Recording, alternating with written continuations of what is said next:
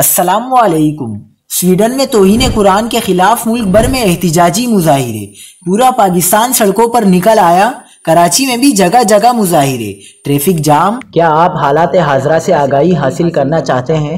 خبر کے پیچھے چھپے اصل حقائق جاننا چاہتے ہیں تو ابھی سبسکرائب کیجئے دل مل پاکستان کو اور ساتھ ہی گھنٹی کے نشان پر کلک کر دیں۔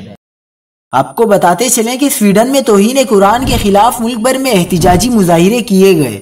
کراچی سے خیبر تک پورا پاکستان سراپا احتجاج بن گیا۔